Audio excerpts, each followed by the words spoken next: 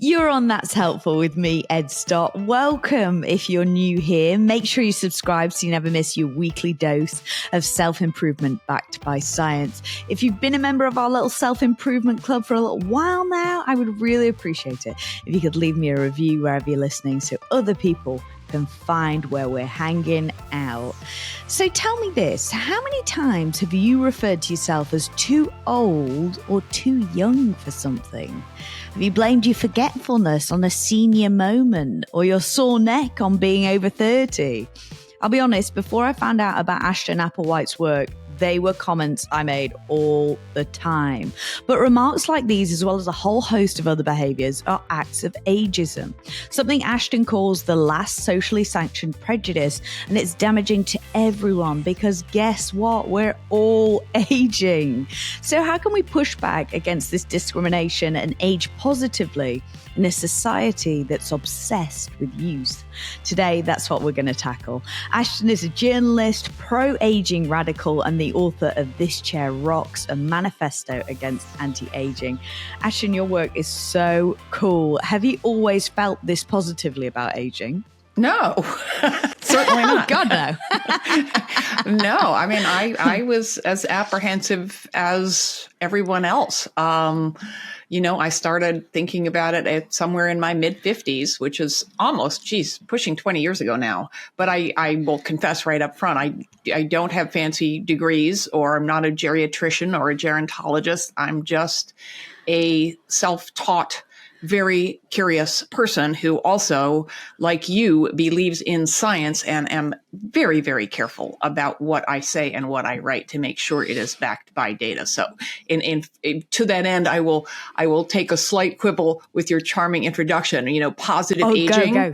Yeah. Yes, we need a more positive outlook than the current everything's going to suck one. Mm-hmm. But there's also really scary things about getting older and things that we don't look forward to. And we need to address the whole picture.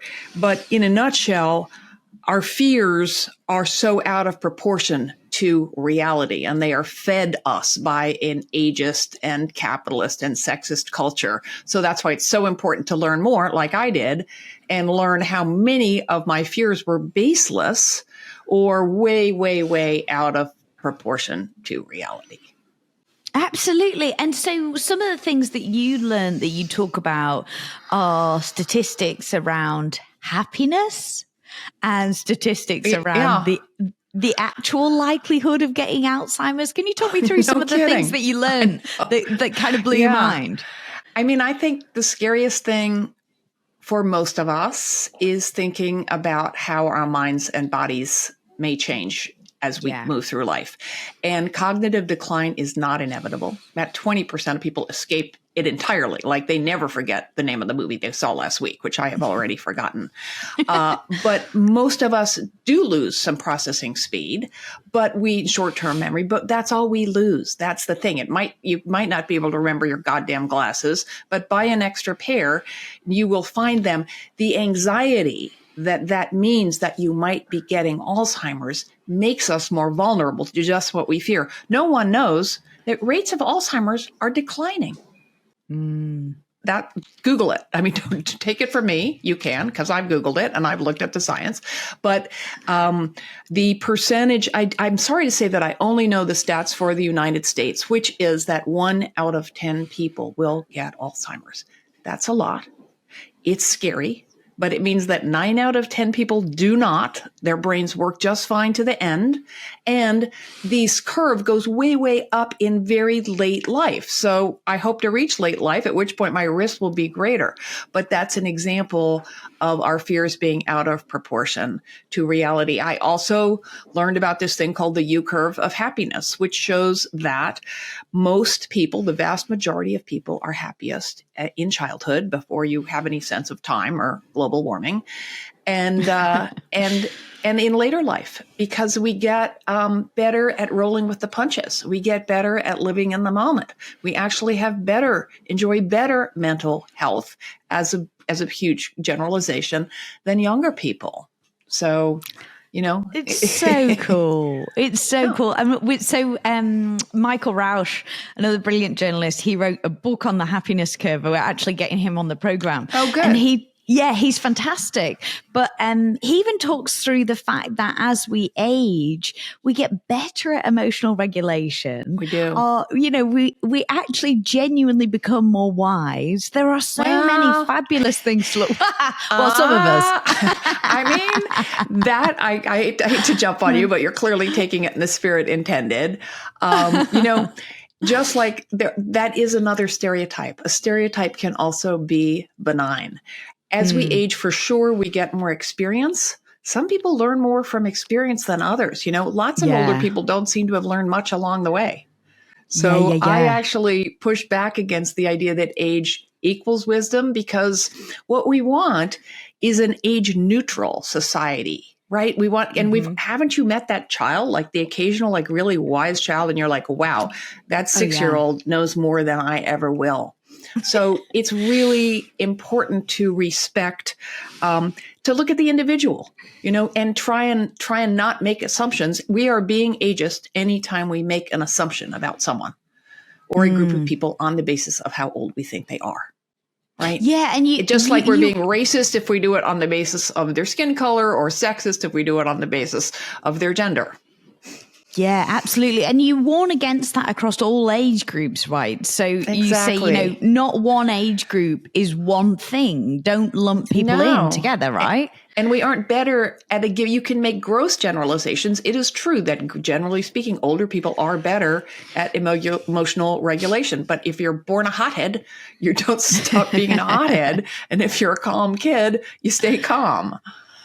Yeah, it's so funny, isn't it? Because it's only when you talk about these things and like already we've had this conversation for 7 minutes and already you've gone like, well, actually, because so much of what we talk about, this is ingrained in us, right? It's so ingrained in us as a society. Right. And I mean, and so much of this, if you just think about it a little bit, we don't think about aging because we think icky, scary, yuck. Totally. The more you learn, the less fear it holds, for one thing. And it's honestly, it's fascinating. Aging is not something icky that old people do. Aging is how we move through life. And the mother of all, the basis for all bias is stereotypes, right? An assumption that every member of a group is the same. And another fact I'd love to put in your listeners' ears and eyes is that the longer we live, the more different from one another we become. Wow. We have this idea like the elderly, like at some point you're going to wake up and you're going to belong to this sad group of decrepit, blobby, gray people that are all the same. Literally, scientifically, nothing could be further from the truth. Every newborn is unique, but teenagers are way more alike physically, developmentally, cognitively than 30-year-olds who are way more alike than 50-year-olds, right? So think of it as a ripples going out. We get more different from each other. So any generalization on the basis of age is false, right? Even about 7-year-olds. But the older the person, the less any assumption on the basis of their age is likely to be accurate. The less that number reveals about us. That is so interesting. So, obviously, aging is not something to be scared of, as we've just talked through. But it can be. I mean, there are real things to worry about. Our bodies work less well, and that sucks. It does. You move more slowly, but there are, but you see more stuff along the way. I mean, there's running out of money. Ending up alone, especially in a cruel, capitalist economy that doesn't do a good job of looking after people. But the problem isn't that we get old and need help. The problem is that we don't get government support and are discouraged culturally from asking for help and helping each other. So zoom out. Those are not problems that happen because you hit a birthday. They are problems with our culture, which is why I'm in the culture change business. Yeah, absolutely. So obviously there are certain things to be scared of with aging, as you just said, but why are we so scared? Why is our, scaredness about aging way out of proportion? What's driving that? Well, I think, I mean, and so much of this, if you just think about it a little bit, we don't think about aging because we think aging is no one at the heart of it, no one makes money off satisfaction, right? If everyone's happy with a few extra pounds, what happens to the diet industry, right? If women can look in the mirror and say, looking pretty good today, there goes the cosmetics industry, right? Yeah. And then the anti-aging piece of the skincare industry alone is a multi-billion-dollar business. It is the job of tens of thousands of corporations to make us dissatisfied and to make us want more. More serums, more clothes, more stuff. And I hope I don't sound preachy. This is the world we live in, and we are all acculturated by it. But if natural transitions of aging can be framed as pathologies, and sometimes they are. I'm not a doctor, right? Sometimes you need to have stuff fixed or take hormones. But look at what has happened with menopause. And let me say, it is fantastic that we are talking about menopause, right? For a long time, there was a huge taboo around it because of its intersection with age, right? So double cooties. It's fantastic that we are, but now you can see an analogy with skincare. Every bump, every whatever is now a problem that has to be treated. And that means that people make money off it. And aging is not a disease. It's not a problem. It's not something we can stop. It's not something we can cure, and nor should we, right? It's how we move through life. It is a beautiful, powerful process, and it is the one thing that all human beings do. It's amazing. Yeah, absolutely. Do you think that social media is making this better or worse? So everyone points fingers at social media for legitimate reasons. Certainly, to state something that I'm sure everyone comes on here says, Instagram, TikTok, obsession with appearance is not good for us. It's not good for women in particular. It's not good for younger women in particular. Yeah. So, but TikTok and Instagram, they are just the tools. They point the finger here at the culture. Point the figure at the point the finger at companies that do nothing to curtail hate speech, frankly, or, profiteering and just selling crap to sell crap, even though they know that it's not good for their members and subscribers. Oh, yeah, absolutely. It just feeds into it all, doesn't it? I often think that, we get so het up about social media, but really it's just like a telescope onto what's actually going on in the world. It is. And it's always important to zoom out and look at the forces around you that want you to think a certain way and think who profits, and from the, not just companies making money, but in the big picture, all prejudice operates to pit us against each other. Yes. So that we are squabbling, so that stay-at-home moms, for example, are arguing with moms in the home about who's a better mom, instead of joining forces to close the gender wage gap so women could choose whether or not to stay home. And I see you nodding, right? So when I say who profits, who makes money, and also who profits politically and socially, right? All prejudice divides us so that the people in power stay in power. Yeah, 100%. And so aside from the obvious, ageism can make us all feel pretty crappy and, really damage our self-esteem. But how is aging damaging socially in ways that we might not have spotted ourselves? Ageism harms us at every level. I think we have touched a little bit on the self-esteem piece. It is beauty is a powerful idea, but a system designed to exploit our insecurities only works if we agree to it.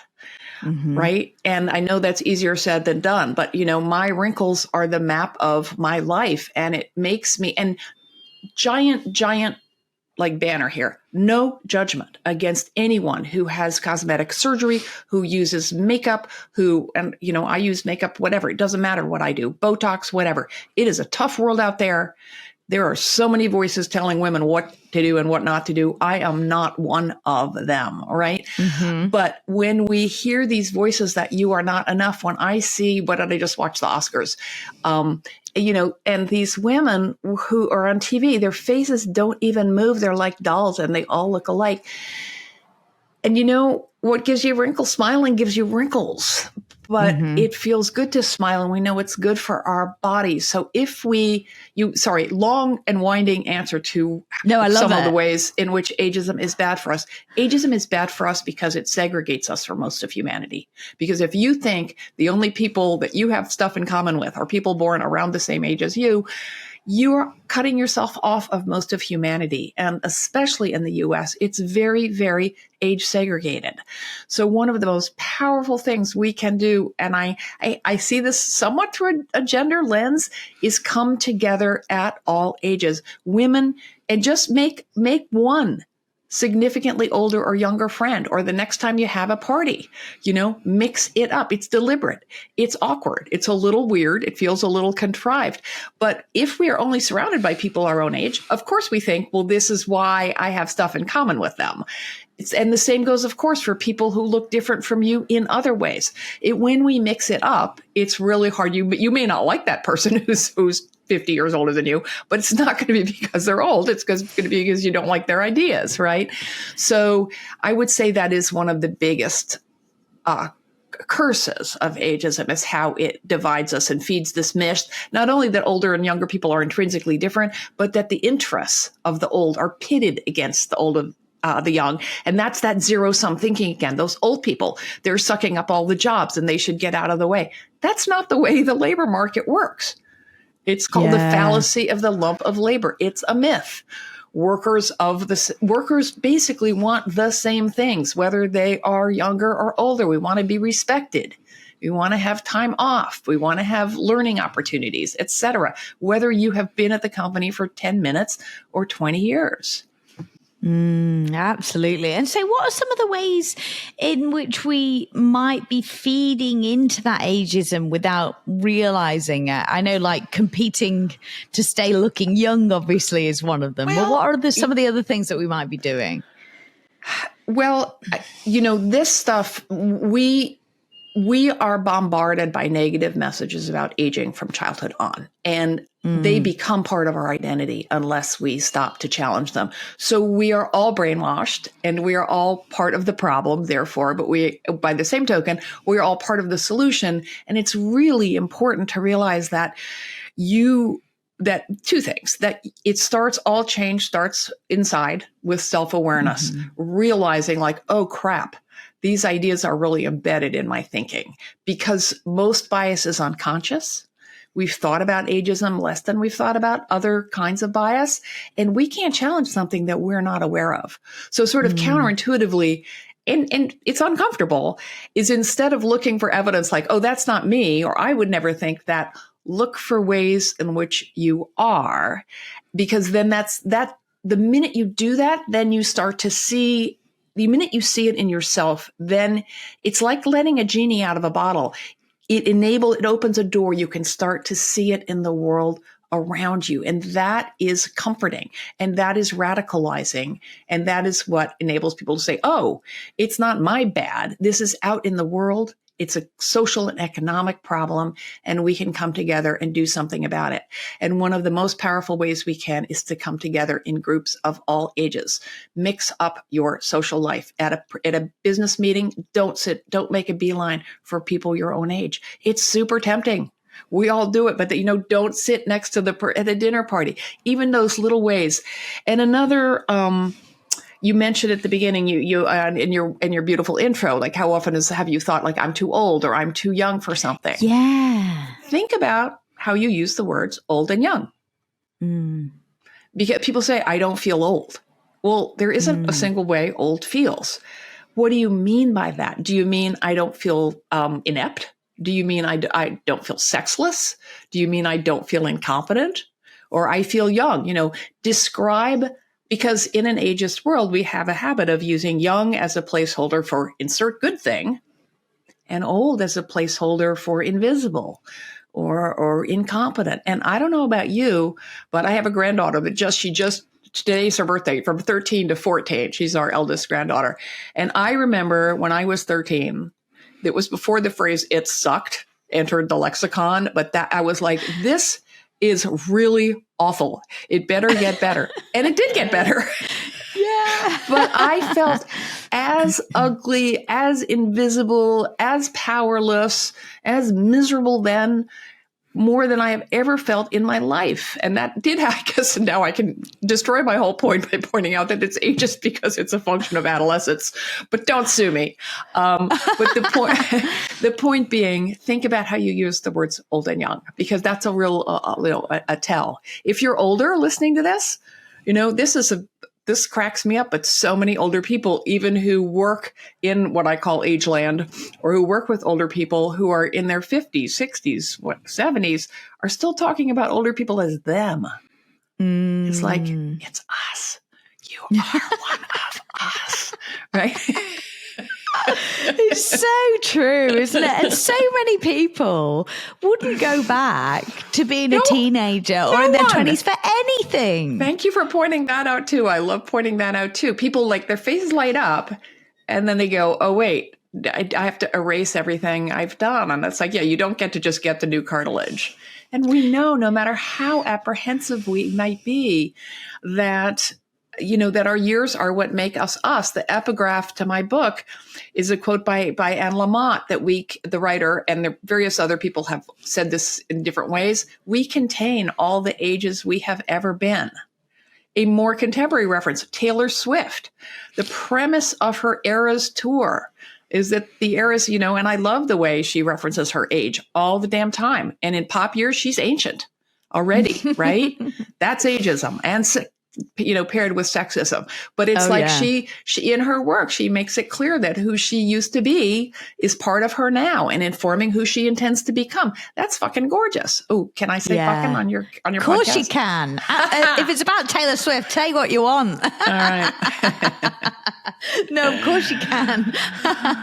Yeah, absolutely. It's so empowering, isn't it, when you take on that view that, that's what got me there, and you see all the power that's in that. It's a much more empowering. For a lot of women, later life is the best time of all. Partly, for the I mean, I'd like to hear it, in your words, but partly because we are freed to some degree under terms that we do not choose. Right. Mm-hmm. Of the male gaze, of expectations of a patriarchy, for example, that our worth is tethered to our reproductive value. And on our value as humans, I think not. But those can be painful losses, not to poo-poo it. But one thing you hear over and over from older women is, I am so much more confident. I know who I am. I give fewer fucks.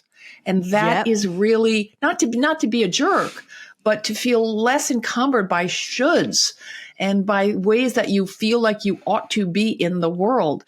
And I mean, growing older is really liberating. Yeah. And you kind of step into that power of you yourself and the power that you contain, rather than your power in relation to other people, as in, your power is, are you a mother? Are you a wife? Are you someone's girlfriend? All of that kind of, I think, becomes less relevant. And I think that's why we see so many women in later life go on to live such wonderful, untethered lives. You can, absolutely. Yeah. I know I'm thinking of a woman who's living she's British, and she's living in a motorhome, and she is literally untethered. I think for the vast majority, we continue to remain in relationship and, still dealing with stuff with our children and dealing with stuff, you don't move out of that. But I think you bring to your relationships a clearer sense of who you are and hopefully what you need out of them and what you're able to bring to them. Yeah. And you've referenced that, Taylor Swift, she mentions her age all the time. She absolutely takes pride in it. Is that something that we should be doing too? Is that something that's really helpful in tackling ageism? That's a great question, and a deceptively simple one, because ideally age is real, right? People say to me, like, happy birthday. Was that okay? I'm 71. That's a key component of my identity, along with where I live and, my gender, blah, blah, blah. And I want a world where we can say our age. But I also want a world in which it is less important, because our age, we already touched on this, tells us less than we think it does. I would like age not to be in newspaper stories, for example.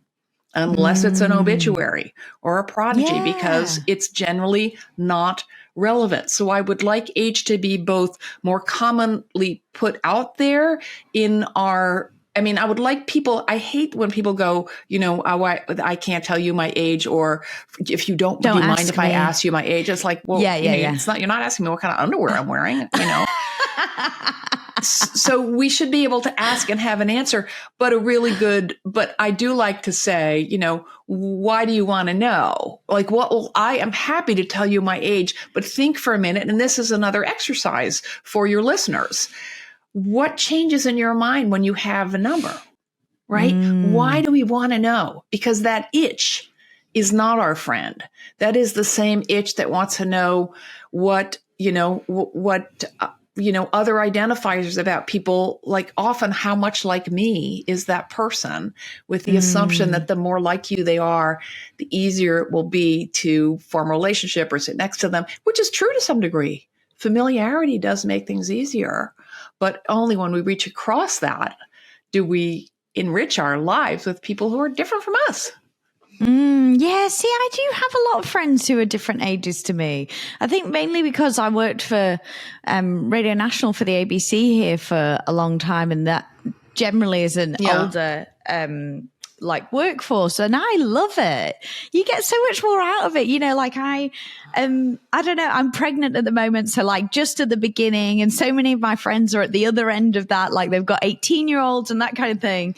I just think you can learn so much more and get so much better, or so much different perspectives, right?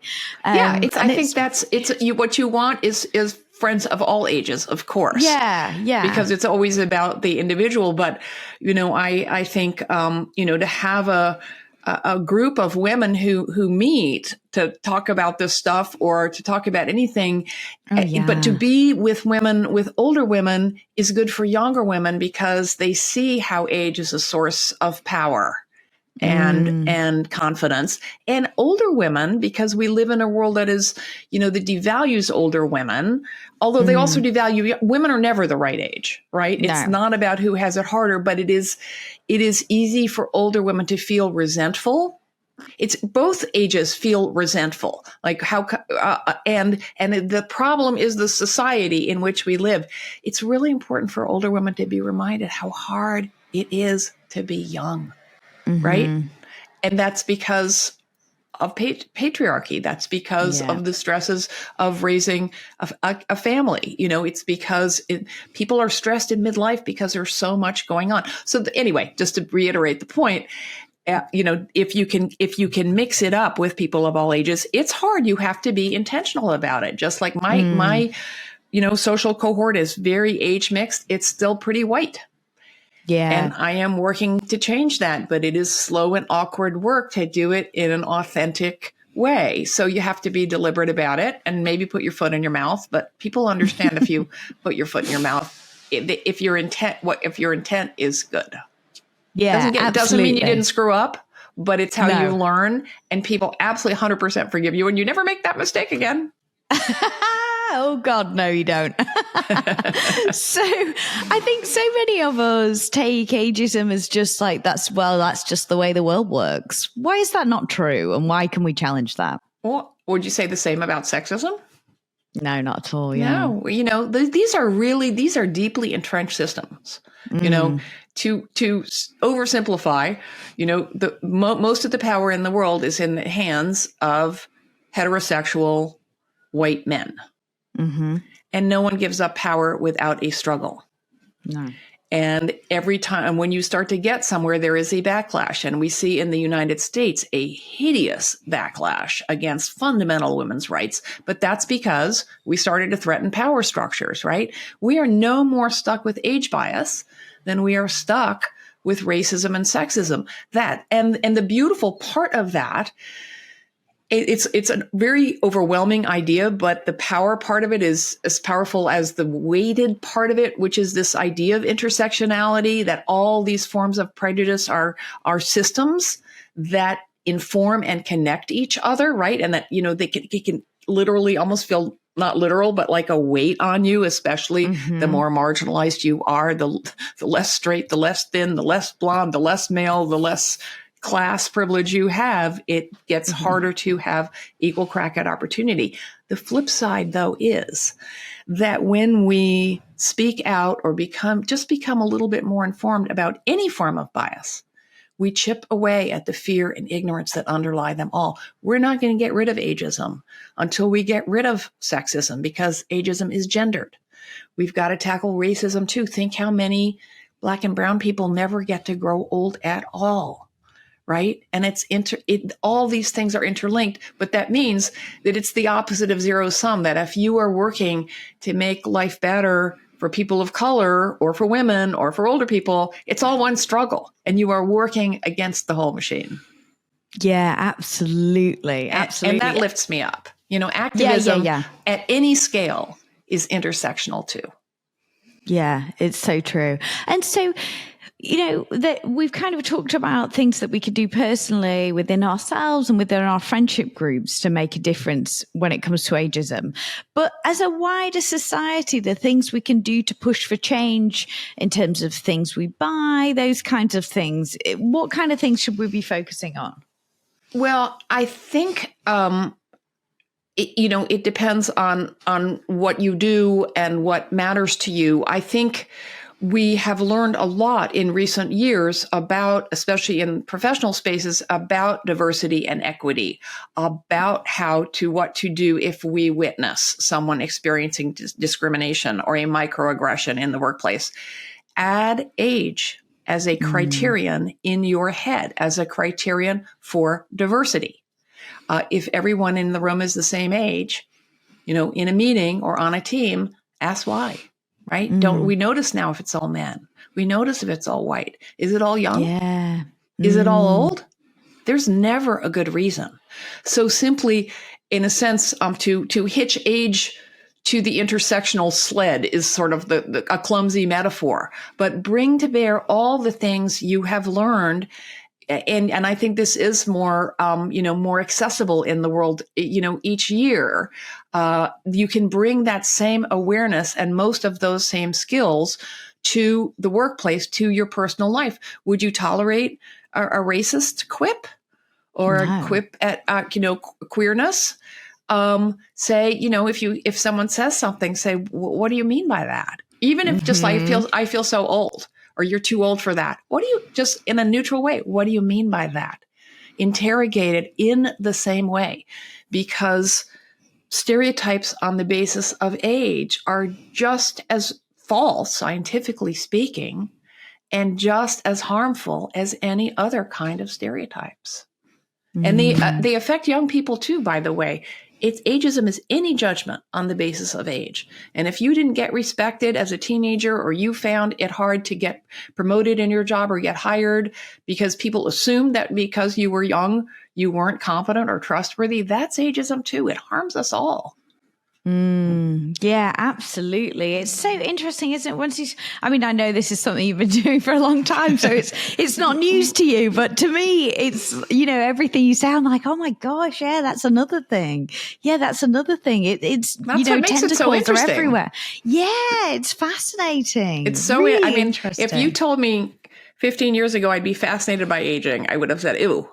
And I will say that when my spam folder fills with ads for nursing homes, I'm like, wait, how did this become my life?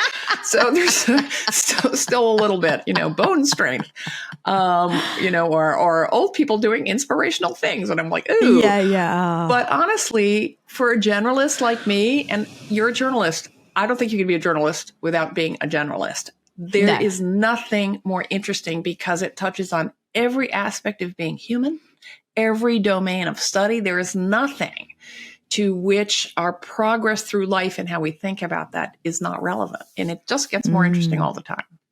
Yeah, so fascinating. You've been talking about this for a while now, and this is obviously something you've been researching for a long time. Do you feel like people's reactions to what you do are shifting? Do you get different responses now, or?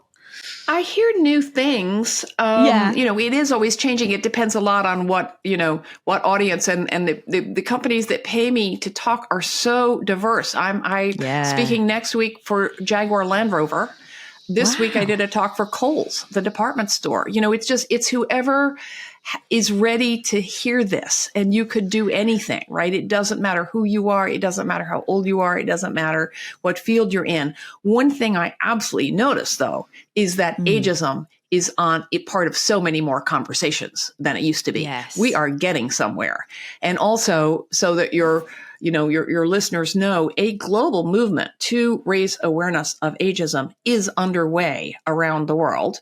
Being a scientist, not professionally, but I'm not a trained academic, but what's my evidence?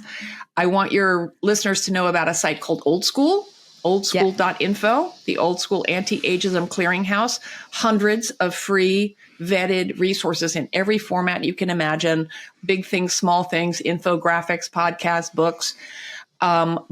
Because I thought, wouldn't it be cool? This movement's new. If all the good stuff was in one place, I don't make money off anything unless you buy my book off the site.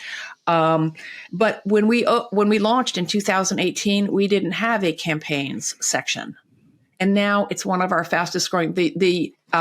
England just launched a national campaign last month with billboards and ads in the tube and bus shelters across the country, and Australia was the first national campaign with this fantastic Every Age Counts campaign, which you can find on Old School. So it really is happening. Yeah, that's fantastic. It must be very encouraging for you, definitely, as you've seen this evolve. One of the best schemes I've seen here in Australia, it's called Holdsworthy Home Share, and it's in Melbourne. They were launching it. I made a program about it for Radio National. I'll link to that in the show notes. But it was where they match up older women who have empty houses, who are feeling lonely, with young people who are looking for cheaper accommodation. Because there's a housing shortage everywhere. The impacts have been incredible because everybody loves the company. And it's like you say, you start hanging out with older people, you start hanging out with younger people, and you're like, do you know what? You're actually really nice. I love having you around. Or you're a jerk, but you're not a jerk because you're young or old. And there's all this studies and buzz about older people being lonely, and lots of older people are lonely. But the big study here from AARP, which is for oldness, younger people actually report higher rates of loneliness, which is only to say, zooming out once again, we're all on our phones. We work really hard. We live in a society that doesn't foster coming together in community. So it is not an old person problem or a young person problem, but it is a problem where all ages benefit. There's all this stuff about, old people are a burden and old people need this expensive stuff. What older people want and need, and there's a whole initiative called Age-Friendly Cities, which really means all age-friendly cities. We want public services. We want public transportation. We want parks. We want a bench to sit on. I don't think it's just old people who want benches. Do runners ever need to tie their shoes? Do kids ever need to sit down and eat their peanut butter and jelly? Everyone likes benches. As a currently pregnant lady, big fan of a bench right now. There we go. And, we don't live, even though our social circles are age segregated, every older person has younger people they care about and vice versa, right? If your mom gets some wage assistance, then you don't need to help pay her rent. If your kid can't find a job and you're financially secure, you're going to help your kid. And I don't mean to make it about biological family either. So, the problems and the benefits are not in age silos. They help us all. So fascinating. I am absolutely in awe of your work, and I'm so impressed. Thank you so much, Ashton. If people only take one thing from our conversation, or one thing that you hope they change or take away today and start doing, what's the one thing you want them to take away?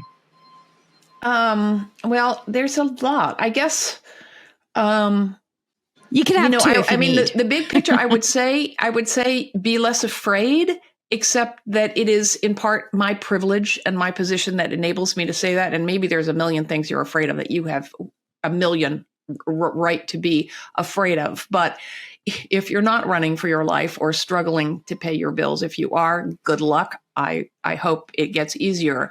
But when it comes to aging, think the next time you're like, this is awful, think about where those fears come from and who profits from them, because it's very gendered. It is. And draw on anything you've learned about addressing any other kind of bias or self-esteem, because, the same lessons broadly speaking are applicable to age, and noodle around old school. If you can afford it, buy my book. If you can't, send me an email. But I guarantee you it's fun to read, and you will feel so much better about the years ahead, or buy some of the other books on the site, because the more you learn about aging, the more you see how you have been fed a bunch of lies so that people can profit off your fear and insecurity. Yeah, but also buying your book is incredibly helpful, not just in the fact that it's a fantastic book that will completely change your mind about everything. But you said that when you pitched the book initially, your publishers said, well, people aren't really interested in this. How are we going to sell a book on ageism, could not believe right? it. Yeah, a fancy publisher had an option, and I wrote the whole book, because writing a book is really awful, and I just never wanted to write another one. I spat the whole thing out after a miserable year. Brought it in, and they had a fancy meeting. I had the fancy agent, and they said, we're concerned that no one else is writing about this. And I wanted to say, are you fucking shitting me? I managed to say brightly, I think you should see that as a feature, not a bug. Like, hello, you're in the business of putting ideas in the world. And I knew right then I was doomed. Yeah. And to be fair, I don't really care about being fair to them, because they were fools and narrow-minded.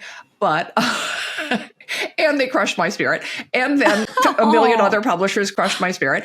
But I knew I was onto something. And I didn't get the offer that I wanted. So I ended up self-publishing.